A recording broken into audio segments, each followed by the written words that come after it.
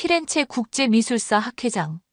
긴장감이 감도는 홀 안에 무거운 침묵이 내려앉았습니다. 수백 명의 학자들이 단상 위 이탈리아 귀족 출신 교수를 주시하고 있었죠. 유럽 최고의 학자들이 모인 자리에서 충격적인 발표가 시작됐습니다. 발표가 끝나는 그 순간 학자들이 크게 소리쳤습니다. 배신자! 당신은 서양 미술의 전통을 배신했어! 이탈리아 르네상스보다 더 위대한 예술이 존재한다고? 동양, 그것도 한국, 터무니없는 소리 그만해. 도대체 한국이라는 작은 나라에서 어떤 진실을 마주했던 걸까요? 지금부터 그의 이야기를 들려드리겠습니다. 사연을 시작하기 전에 여러분들의 구독과 좋아요는 영상 제작에 아주 큰 힘이 됩니다. 그럼 오늘의 사연 시작하겠습니다. 저는 마르코 디 로렌초, 이탈리아 피렌체의 귀족 가문 출신 역사학자입니다. 하버드 대학에서 10년간 서양 미술사를 가르쳤고, 지금은 제 고향 피렌체 대학에서 르네상스 미술을 연구하죠. 그런 제가 왜 한국에 관심을 갖게 되었는지 말씀드리겠습니다. 작년 봄, 피렌체에서 국제미술사 학회가 열렸습니다. 저는 주요 발표자로 참석해 르네상스 거장들의 프레스코 기법에 관한 연구를 발표했죠. 모든 것이 완벽했습니다. 학계의 찬사, 제 연구에 대한 뜨거운 관심, 그리고 귀족 출신 교수라는 명성까지. 그런데 그날 제 인생을 뒤흔든 한 발표가 있었습니다. 프랑스 출신 가브리엘 로쉐 교수의 차례였습니다. 동양 미술 전문가인 로쉐 교수는 조용히 단상에 올라 자신의 슬라이드를 펼쳤습니다. 제목은 동아시아 철학적 미술 한국 병풍의 의미였죠. 솔직히 처음엔 관심이 없었습니다. 동양 미술이라니요? 단순한 장식품 아닌가요? 그저 예의상 듣고 있었죠. 한국 미술은 단순한 장식이 아닙니다. 인간의 정신을 담은 철학적 작품입니다. 로쉐 교수의 목소리가 강당에 울려 퍼졌습니다. 무슨 말도 안 되는 소리인지 생각했습니다. 르네상스의 위대함을 모르는 사람이 하는 소리로만 들렸죠. 특히 병풍은 군자의 마음을 담은 예술입니다. 그림 속 산수는 단순한 풍경이 아니라 인간과 자연의 조화를 상징하죠. 순간 웃음이 나왔습니다. 병풍이라니요? 미켈란젤로와 라파엘로의 위대한 프레스코화와 비교할 수 있는 걸까요? 그냥 접히는 가구 장식 아닌가요? 발표가 끝나고 질의응답 시간, 저는 손을 들었습니다. 제 질문은 날카로웠습니다.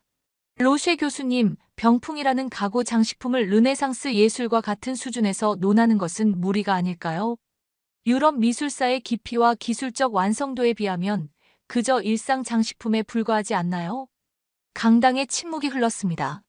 로쉐 교수는 잠시 저를 응시하더니 미소를 지었습니다. 디 로렌초 교수님, 당신은 병풍을 본 적이 있습니까? 부끄러웠습니다. 사실 직접 본 적은 없었거든요. 하지만 귀족 출신 하버드 교수가 그런 약점을 드러낼 순 없었습니다. 물론 사진으로는 봤습니다만 그게 중요한가요? 로쉐 교수는 고개를 끄덕였습니다.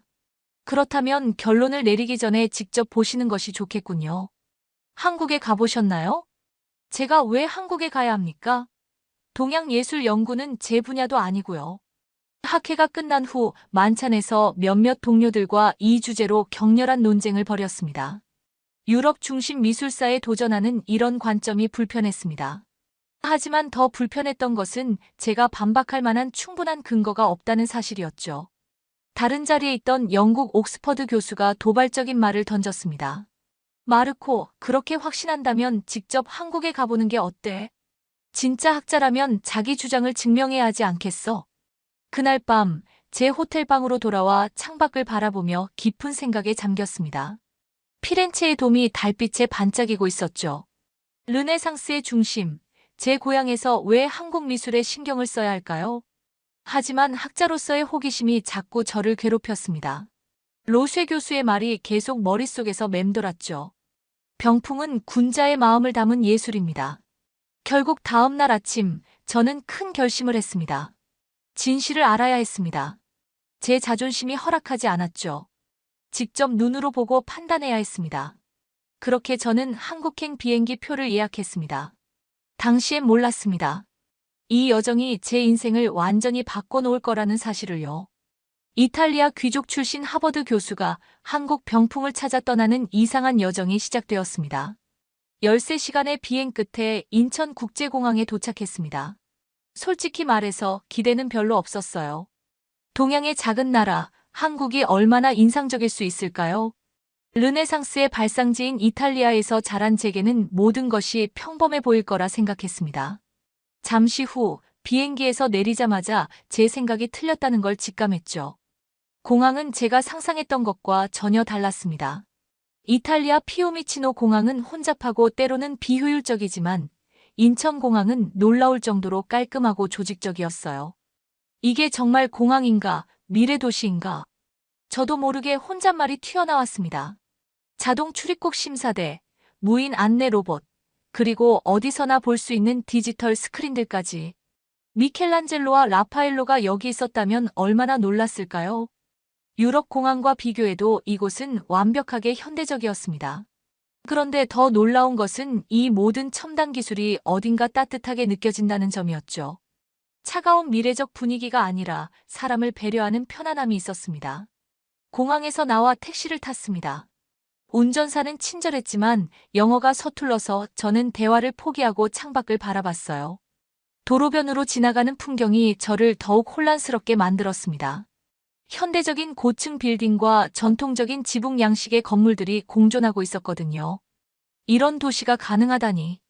서울 중심부에 도착했을 때 저는 이미 제 선입견이 무너지기 시작했음을 느꼈습니다. 이곳은 제가 상상했던 동양의 작은 나라가 아니었어요. 역동적이고 현대적이면서도 전통을 잃지 않는 도시였죠. 제가 묵기로 한 호텔은 더욱 놀라웠습니다. 외관은 한국 전통 가옥인 한옥 스타일이었지만 내부는 최첨단 기술로 가득했어요. 방 안의 모든 것이 스마트폰으로 제어 가능했고 화장실은 마치 우주선 같았습니다. 르네상스 건축과 스마트 기술이 이렇게 자연스럽게 융합될 수 있다니. 침대에 누워 천장을 바라보며 생각했습니다. 피렌체에서는 과거의 아름다움을 보존하기 위해 현대화를 거부하는 경우가 많았어요. 하지만 이곳 서울은 전통과 현대가 충돌하지 않고 함께 흐르는 것 같았습니다.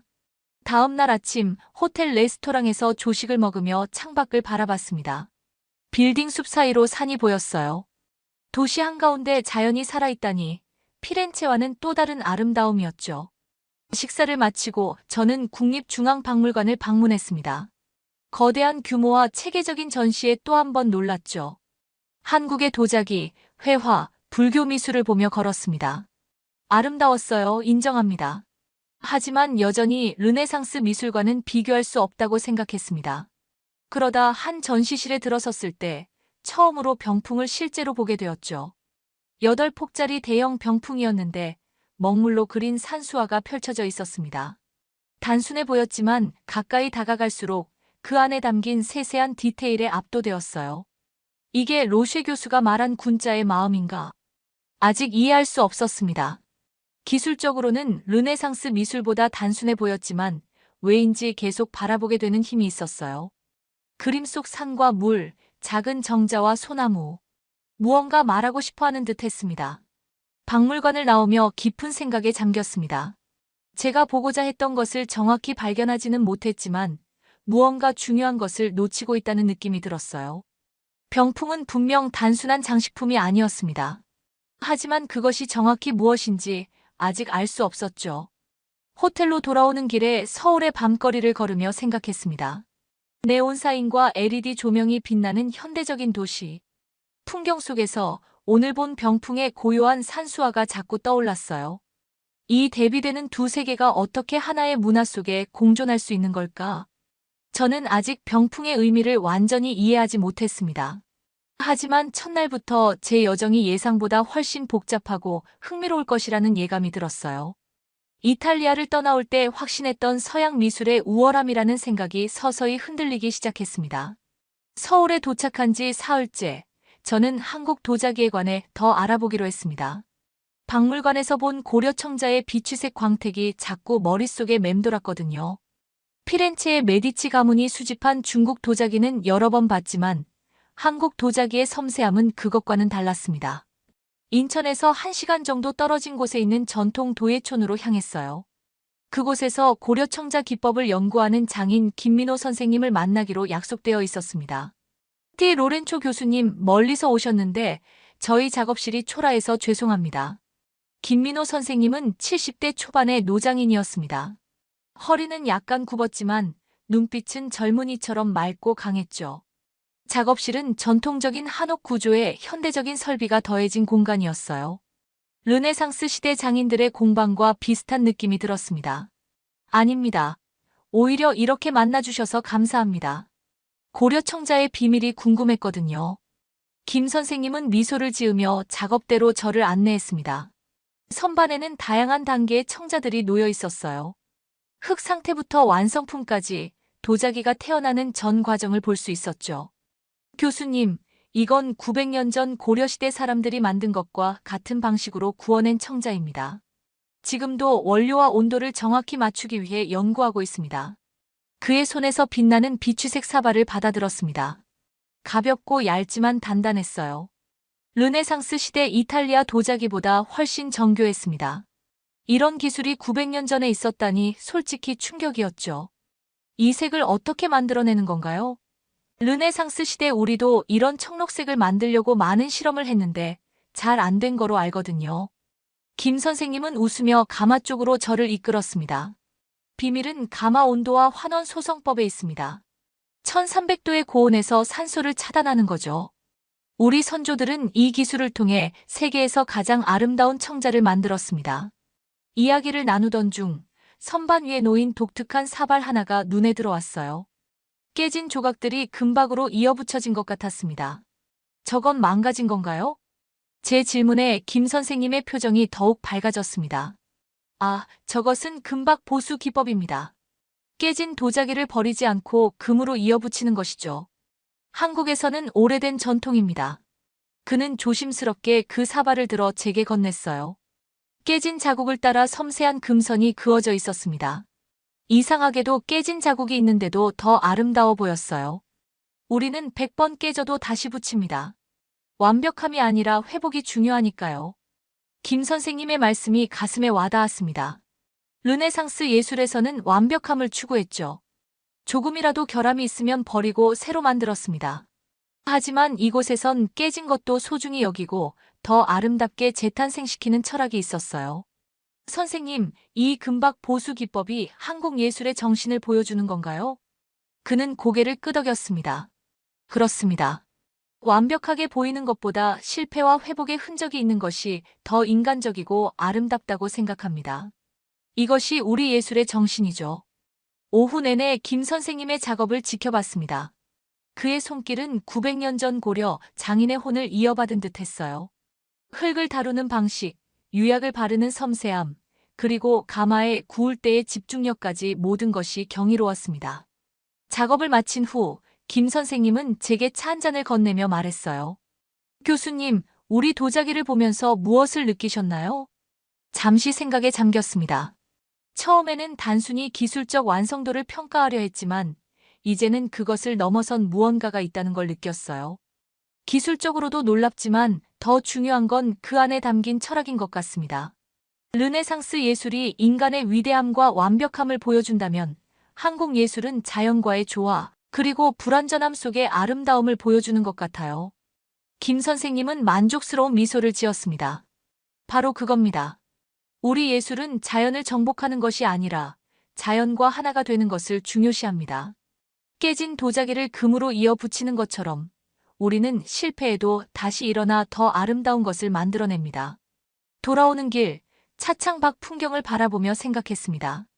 병풍의 의미를 아직 완전히 이해하지 못했지만 오늘 김 선생님에게서 중요한 단서를 얻은 것 같았어요.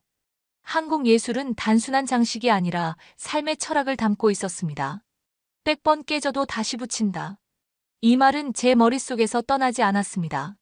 도예촌에서 서울로 돌아온 후에도 김민호 선생님의 말씀이 계속 제 생각을 지배했어요. 한국 예술이 단순한 기교를 넘어선 깊은 철학을 담고 있다는 것은 이제 어렴풋이 이해했지만 여전히 병풍과의 연결고리를 찾지 못했습니다. 다음 날 아침 서울대학교 역사학과 박정현 교수와의 약속이 있었어요. 박 교수는 한국 미술사 전문가로 제가 이메일로 연락했을 때 흔쾌히 만남을 수락해 주셨죠. 디 로렌초 교수님, 피렌체에서 온 르네상스 전문가가 한국 병풍에 관심을 갖다니 정말 흥미롭네요. 박 교수는 캠퍼스 안내를 마친 후 의외의 제안을 했습니다. 학교 근처 국밥집이 있는데 거기서 점심 하시겠어요? 한국의 일상 문화를 이해하려면 꼭 가봐야 할 곳입니다.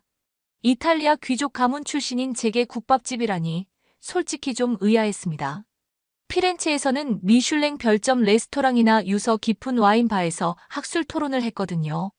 하지만 이번 여행의 목적은 한국을 진정으로 이해하는 것이었으니 기꺼이 따라 나섰죠. 국밥집은 좁고 소박했습니다. 빽빽하게 들어찬 테이블, 분주히 움직이는 주방 직원들, 그리고 김이 모락모락 나는 국밥 그릇들. 르네상스 시대 피렌체의 서민 식당과 비슷하다는 생각이 들었어요. 이게 무슨 요리인가요? 제 앞에 놓인 하얀 그릇 안에는 뜨거운 국물과 고기 조각들이 담겨 있었습니다. 돼지국밥입니다. 한국 전쟁 시기에 피난민들이 즐겨 먹던 음식이에요. 귀한 재료는 없지만 영양가 높고 따뜻한 한 끼가 되죠. 처음엔 조금 망설여졌어요. 이탈리아 귀족 출신으로서 이런 소박한 음식을 먹어본 적이 거의 없었거든요. 하지만 뜨거운 국물을 한 숟갈 떠먹자 의외로 깊은 맛이 느껴졌습니다. 생각보다 맛있네요. 박 교수는 미소를 지었습니다. 이 국밥 한 그릇에 한국 역사가 담겨 있습니다. 전쟁과 가난 속에서도 서로를 위로하고 힘을 주던 음식이죠. 사실 한국의 많은 문화는 이렇게 전쟁과 고난 속에서 태어났습니다. 국밥을 먹으며 박 교수의 이야기를 들었습니다.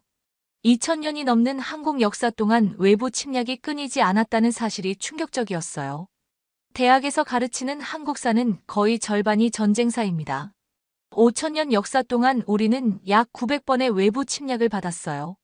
국밥을 한 숟갈 더 떠먹으며 생각했습니다. 이탈리아도 전쟁을 많이 겪었지만 이 정도는 아니었어요. 르네상스는 메디치 가문 같은 부유한 후원자들의 지원으로 꽃을 피웠죠. 하지만 한국은 끊임없는 침략 속에서 문화를 발전시켰다니. 이탈리아 귀족의 만찬은 권력의 과시지만 한국의 음식은 생존의 역사군요. 제 말에 박 교수가 고개를 끄덕였습니다. 맞습니다. 르네상스 미술이 인간의 위대함과 아름다움을 표현했다면 한국 미술은 생존과 저항의 기록이라고 할 수 있어요. 국밥을 다 먹고 차를 마시며 제가 궁금했던 질문을 던졌습니다. 그렇다면 병풍도 단순한 장식이 아니라 생존과 관련된 것인가요? 박 교수는 잠시 생각하더니 대답했어요. 병풍은 실용적인 용도도 있었습니다. 추위를 막거나 공간을 분리하는 역할을 했죠. 하지만 더 중요한 것은 병풍에 그려진 그림의 의미입니다. 특히 산수화가 그려진 병풍은 단순한 장식이 아니라 철학적 메시지를 담고 있어요. 박 교수가 휴대폰을 꺼내 한 이미지를 보여주었습니다. 병풍에 그려진 산수화였어요. 이 그림을 보세요. 산과 물이 조화롭게 어우러져 있죠? 이것은 유교의 중용 사상을 표현한 겁니다. 전쟁과 혼란 속에서도 균형과 조화를 잃지 말라는 메시지예요. 그 순간 김민호 선생님의 100번 깨져도 다시 붙인다는 말과 연결되는 느낌이 들었습니다. 끊임없는 전쟁과 침략 속에서도 정신적 균형을 유지하고 깨져도 다시 일어나는 것. 병풍은 그런 정신적 지주 역할을 했던 것인지도 모르겠다고 생각했죠. 전쟁의 상처를 금으로 이어붙이는 것처럼 한국인들은 예술을 통해 정신적 균형을 회복했던 건가요? 박 교수의 눈이 반짝였습니다. 정확합니다. 교수님, 이제 한국 미술의 핵심을 이해하기 시작하셨군요. 우리 예술은 화려한 기교나 권력의 과시가 아닙니다. 생존의 지혜이자 정신적 균형을 찾는 방법이죠. 국밥집을 나오며 박 교수는 다음 행선지를 제안했습니다. 내일은 강화도를 방문해 보시는 게 어떨까요? 병풍의 의미를 더 깊이 이해하시려면 고려가 몽골에 맞서 30년간 저항했던 곳을 보셔야 합니다. 걸어가는 동안 서울의 번화가를 바라보았습니다. 화려한 네온사인과 최첨단 기술 속에서도 오늘 알게 된 생존의 역사가 이 도시 어딘가에 숨쉬고 있는 듯했어요. 국밥 한 그릇에도 깊은 역사가 담겨 있다면 병풍은 얼마나 더 큰 이야기를 품고 있을까요? 이제 저는 확신했습니다. 병풍은 단순한 장식품이 아니라 한국인의 생존과 저항, 그리고 정신적 균형을 담은 역사적 산물이라는 것이요. 하지만 아직 더 깊이 이해해야 할 것들이 남아 있었습니다. 박 교수의 제안대로 다음 날 저는 강화도로 향했습니다. 서울에서 1시간 정도 걸리는 이 섬은 한국 역사의 중요한 순간들을 목격한 곳이라고 했죠. 특히 몽골의 침략 시기에 고려 왕조가 수도를 이곳으로 옮겨 저항했다는 이야기가 제 호기심을 자극했어요. 여기가 고려가 30년 넘게 몽골에 맞서 버텼던 곳입니다. 박 교수는 강화도에 도착해 성곽 유적을 가리키며 말했습니다. 높지 않은 언덕 위에 자리 잡은 성의 흔적을 바라보며 의아했어요. 이런 곳에서 어떻게 몽골 제국에 맞설 수 있었을까요? 몽골은 유럽까지 정복했는데. 바로 그게 중요한 점입니다. 유럽은 몽골과 정면으로 맞서 패배했지만 고려는 다른 전략을 택했어요. 섬으로 물러나 버티는 전략을 선택한 겁니다.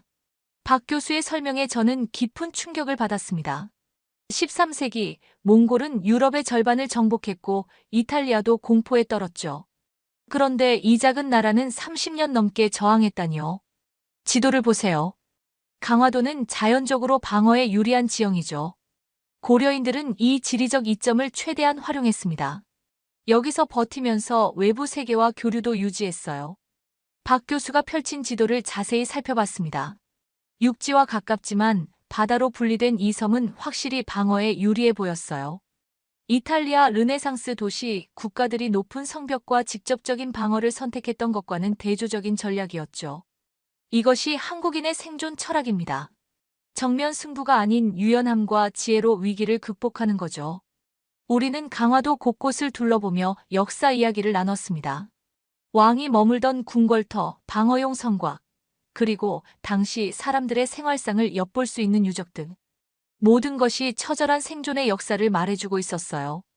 교수님, 한국에서는 이런 말이 있습니다. 가장 강한 나무는 바람에 흔들리지 않는 나무가 아니라 바람에 잘 흔들리면서도 다시 일어서는 나무다.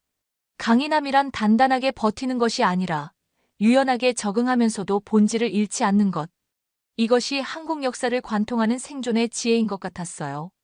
오후에는 박 교수의 안내로 해군사관학교 박물관을 방문했습니다. 그곳에서 이순신 장군의 이야기를 처음 들었어요. 이순신 장군은 임진왜란 때 13척의 배로 330척의 일본 함대를 물리쳤습니다. 숫자를 잘못 들은 줄 알았습니다. 13척으로 330척을 상대했다고요? 어떻게 그런 일이 가능했나요? 지형과 조류를 이용한 전략이었죠. 좁은 울돌목 해협에서 빠른 조류를 이용해 적을 혼란시켰습니다. 역시 정면 승부가 아닌 지혜의 승리였죠. 이야기를 들으며 생각했습니다. 르네상스 시대 유럽의 전투는 주로 힘과 기술의 우위를 과시하는 방식이었어요. 하지만 한국은 약점을 강점으로 바꾸는 지혜를 발휘했던 거죠. 이 나라 사람들은 끝까지 포기하지 않는 DNA를 가졌군요. 해질녘 강화도의 한 카페에 앉아 바다를 바라보며 박 교수에게 물었습니다. 이제 병풍과의 연결고리가 조금 보이는 것 같습니다. 병풍도 결국 생존과 저항의 상징인가요? 박 교수는 미소를 지었어요. 병풍의 그림, 특히 산수화를 자세히 보셨나요? 산은 굳건함을, 물은 유연함을 상징합니다. 한국인들은 이 두 가지 속성을 모두 갖추고자 했어요. 외부의 침략에 맞서 굳건하게 저항하면서도 상황에 따라 유연하게 대처하는 지혜. 그 순간 깨달음이 밀려왔습니다. 병풍의 산수화는 단순한 아름다운 풍경이 아니라 생존의 지혜를 담은 철학적 표현이었던 거죠. 울창한 산과 흐르는 물, 작은 정자와 구름, 이 모든 것이 한국인의 생존 철학을 상징하고 있었습니다. 병풍도 그들의 저항과 생존의 기록인 거군요. 서울로 돌아오는 차 안에서 제 머릿속에는 점점 더 선명한 그림이 그려지기 시작했습니다. 르네상스가 인간 중심적 사고와 권력의 과시를 추구했다면 한국 예술은 자연과의 조화와 생존의 지혜를 담고 있었어요. 하지만 아직 한 가지가 더 궁금했습니다. 내일은 직접 병풍을 더 자세히 살펴봐야겠다고 생각했죠. 강화도에서의 경험은 제 안에 깊은 울림을 남겼습니다. 서울로 돌아온 다음 날 국립중앙박물관에 다시 방문했어요. 이번에는 조선시대 병풍 특별전이 열리고 있었습니다. 제가 마치 운명처럼 이 시기에 한국을 방문한 것 같았죠. 교수님, 마침 잘 오셨습니다. 박물관 큐레이터 이수진 박사가 저를 반갑게 맞이했습니다. 이 박사는 제가 한국 병풍 연구를 위해 방문했다는 소식을 들었다고 했어요. 오늘은 특별히 수장고에 있는 희귀 병풍도 함께 보여드리겠습니다. 처음 방문했을 때는 그저 표면적으로만 봤던 병풍들이 이제는 다르게 보였습니다. 특히 1호 로봉도 병풍 앞에 섰을 때 그 의미가 확연히 다가왔어요. 이 병풍은 왕의 권위를 상징하는 것처럼 보이지만 사실은 정반대입니다. 이 박사의 설명이 흥미로웠습니다. 해와 달, 5개의 봉우리는 자연의 섭리를 상징합니다. 왕이 앞에 앉더라도 뒤에는 항상 자연의 이치가 있다는 것을 상기시키는 거죠. 권력자의 교만함을 경계하는 의미입니다. 르네상스 시대 초상화가 권력자의 위엄과 부를 과시하기 위한 것이었다면 이 병풍은 오히려 권력자에게 겸손함을 가르치는 역할을 했다니 놀라웠어요. 이어서 산수화가 그려진 병풍들을 자세히 살펴봤습니다. 산, 바다, 강, 하늘이 조화롭게 어우러진 풍경들, 이제야 그 의미가 보였습니다. 이 그림들은 단순한 풍경이 아니라 인간이 자연과 조화를 이루며 살아야 한다는 메시지를 담고 있습니다. 이 박사의 말에 깊이 공감했습니다. 르네상스가 인간 중심적 사고를 기반으로 자연을 정복하고 재현하려 했다면 한국 미술은 인간을 자연의 일부로 보는 겸손한 시각을 담고 있었어요. 유럽 미술이 권력자의 힘을 보여주기 위한 것이라면 한국의 병풍은 인간과 자연의 조화를 위한 것이군요. 제 말에 이 박사가 미소 지었습니다. 이제 저는 병풍이 단순한 장식품이 아님을 확실히 깨달았습니다. 그것은 한국인의 세계관을 담은 철학적 매체였어요. 끊임없는 외부 침략 속에서도 정신적 균형을 잃지 않고 자연과의 조화를 추구했던 한국인의 지혜가 병풍 속에 담겨 있었습니다. 수장고에서 본 마지막 병풍은 제 마음을 완전히 사로잡았어요. 유교, 불교, 도교의 상징들이 하나의 화면에 조화롭게 배치된 작품이었습니다. 한국인들은 서로 다른 사상도 배타적으로 보지 않고 조화시켰습니다. 이것이 우리 예술의 본질입니다. 이 박사의 말을 듣는 순간 제 학문적 세계가 크게 흔들렸습니다. 서양 미술사의 틀로는 이해할 수 없는 깊이가 이 병풍에 있었어요. 제가 그동안 알고 있던 예술의 개념이 얼마나 제한적이었는지 깨달았습니다. 한 달간의 한국 여행을 마치고 이탈리아로 돌아왔습니다. 피렌체의 저의 집 서재에 앉아 한국에서 찍은 사진들과 메모들을 정리했어요. 르네상스 작품들로 가득한 벽을 바라보며 생각했습니다. 이제 이 아름다운 작품들이 예전과는 다르게 보였어요. 한국 연구 결과를 정리해 유럽 미술사학회에 발표하기로 결심했습니다. 병풍, 동서양 미술의 새로운 시각이라는 제목으로 논문을 작성했죠. 제가 경험한 충격과 깨달음을 학계와 나누고 싶었습니다. 하지만 논문이 발표되자마자 거센 반발이 일어났어요.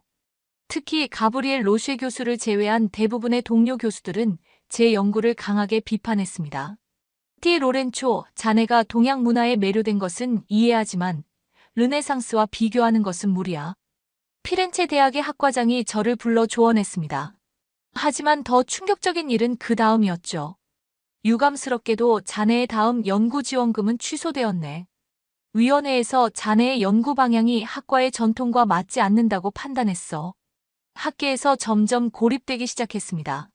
학회 초청도 줄어들었고 동료 교수들은 제 연구를 동양 취향에 빠진 일시적 변덕이라고 폄하했어요. 한국 미술의 가치를 인정하는 것이 왜 이렇게 큰 반발을 불러일으키는지 이해할 수 없었습니다. 연구실에서 늦게까지 자료를 검토하던 어느 날 가브리엘 로쉐 교수에게서 전화가 왔습니다. 디 로렌초, 포기하지 마시오. 당신은 올바른 길을 가고 있소.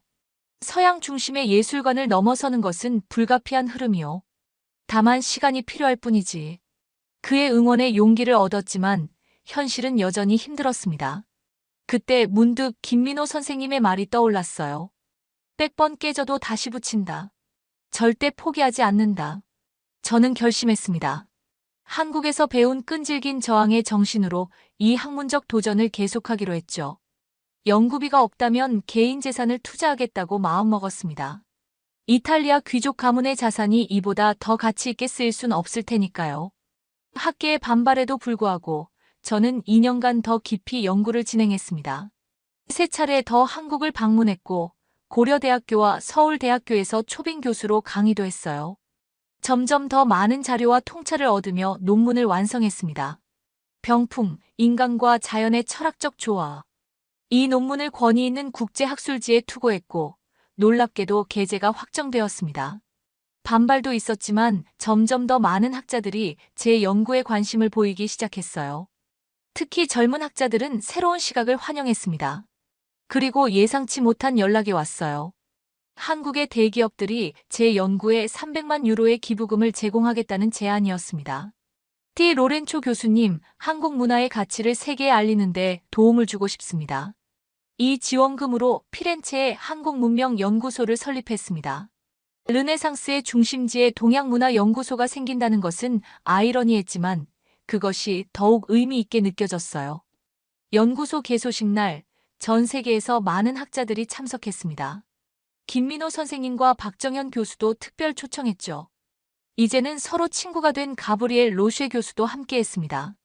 오늘은 새로운 시작입니다. 우리는 동서양의 경계를 넘어 예술의 진정한 가치를 탐구할 것입니다. 제 연설에 박수갈채가 쏟아졌습니다. 개소식이 끝난 후 연구소 옥상 테라스에서 연구원들과 함께 저녁을 즐겼어요. 피렌체의 석양을 바라보며 생각했습니다. 르네상스가 중세의 어둠을 넘어 새로운 시대를 열었듯이 지금 우리도 새로운 문화적 르네상스의 시작점에 서 있는지도 모른다고요. 세계가 위기에 빠질 때 해답은 한국에서 찾을 것이다. 제 말에 연구원들이 웃으며 맥주잔을 들었습니다. 하지만 저는 진심이었어요.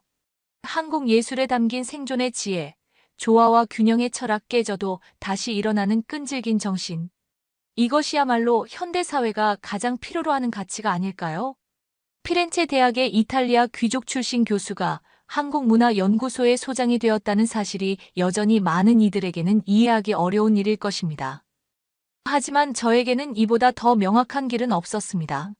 병풍에 그려진 산과 물처럼 동양과 서양의 문화가 조화롭게 흐르는 세상을 꿈꾸며 제 여정은 계속되고 있습니다.